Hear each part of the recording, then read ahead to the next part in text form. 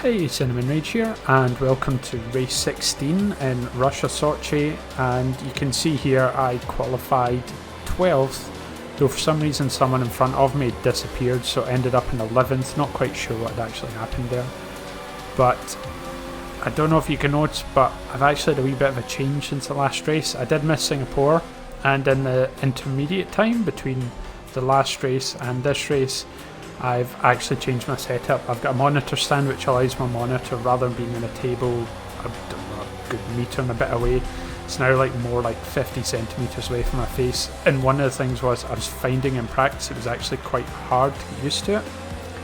So I found that actually just because of the proximity to me, how much closer it was, I actually kind of found that I preferred the look of in-car cockpit view. Not only that, but I'd actually started playing a wee bit of iRacing, which I think only allows in-car cockpit view, so it makes it easier to transition between the two games. And also, I've always been slightly smug about using no assists, and it's hard to be truly smug about using no assists when TV Pod is, in essence, a bit of an assist anyway, so I thought I'd give it a go and go truly no assists. So just running through the first lap here, you can see I've dropped 2 places, one to Cathal and one to DB, and I'm going to go on and lose another there to ILR3 Hamilton. But again, just trying to keep it tidy at the start of the race.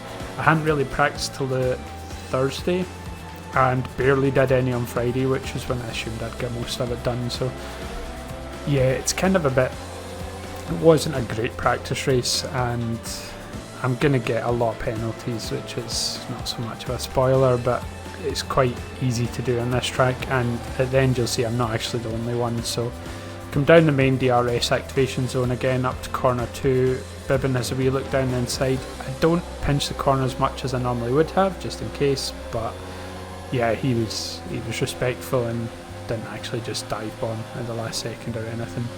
We're going to cut on to lap 3. Fawn's behind me because he gets spun out about about corner 4 on the first lap, and yeah, he's lost it again there just behind, so I'm not quite sure what happened.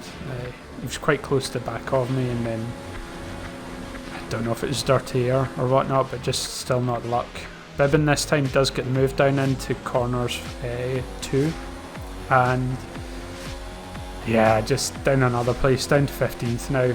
As I say, obviously change of cockpit view, it makes it a wee bit harder to hit certain corners, even though this is probably one of the best tracks to do it on because the track is so flat. A track like Japan next week would be problematic, but actually it turns out I've got a holiday booked, so I'm going to miss it anyway, so I'm kind of beginning to miss them.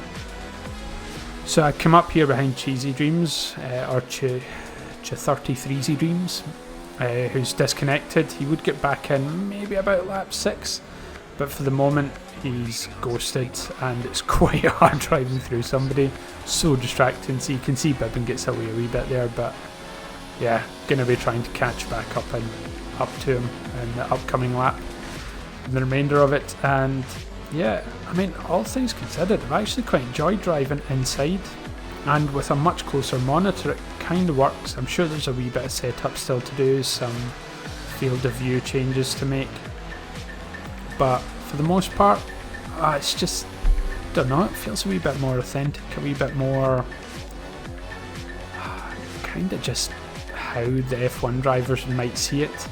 I can at the same time say though that it's a bit of a nuisance that you can't see your mirrors, and not only that, but I discovered you can't actually see your gears, which is fine. I use RS Dash so I can actually see my gears the other way, but you'll also notice I don't get any ERS. I have to basically look at my ERS on screen, which is kind of a wee bit trickier to manage, but again, it's fine.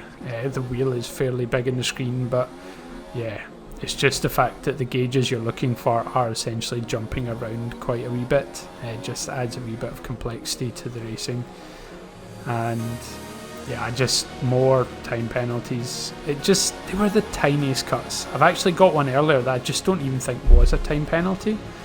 But you can see here, coming round turn 15, I think it is, I get a good wee run in Bibbin. It was actually 14. He did a wee mistake, but actually I think he was coming in for pitting anyway, so I managed to get a wee bit of a gap opened up once again to him.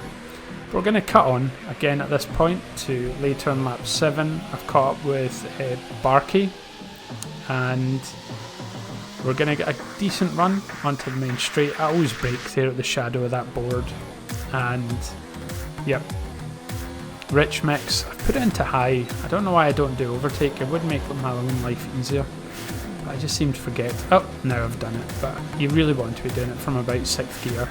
So I do actually get the move done, and yeah, up to P12.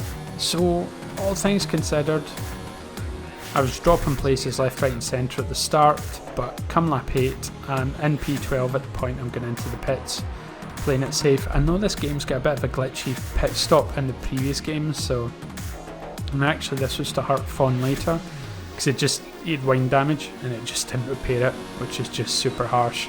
But you can see I've got the jump on Bibbin despite him doing the undercut. I don't know if he had a wee incident or something earlier on. But that is me in 14th, which is I think my worst position this season. But jumping ahead due to pit stops and I think Hamilton leaving the session, I'm up to 10th. But you can see I was paying so much attention here on lap 14 to setting all my things. I just wasn't paying attention and just smacked into the wall. Gave myself an orange wing. Ended up just recovering from it and giving myself more time penalties. Yeah, I messed up. I messed up bad. So I'm having to do a pit stop that I shouldn't have had to do. It should have been a simple soft to medium run. And yet here we are on lap 14, going on to another set of mediums. And I think this actually was a worn set of mediums. Is that right? That can't be right. Should pay more attention before I go into the pits for doing these commentaries, but that's the way it is. But you can see here, that wasn't a clip, and it looks like I'm going to clip, but I straighten out, that definitely wasn't a clip, and I got an illegal time gain. Like, how? Neither of them were clipping, unless there's something about the cockpit view that, yeah, just super frustrating. But I'm starting to push here. I was trying to see if I could catch Bibbin and just ding it into the wall. I just was so sloppy this race, but there's only 13 cars left, and so I'm not going to get my worst result of the season, even though I could easily have done so. But there was nothing else after that. I switched to softs, didn't really achieve anything, got 15 seconds worth of penalties, but fair play to Shanley though, he managed to get 29, so making me look good. Anyway, I'm not going to be here for next week because I'm going to be away on holiday, and I can't remember what the track is after that. But I will catch you then. Speak to you later, and see you next time.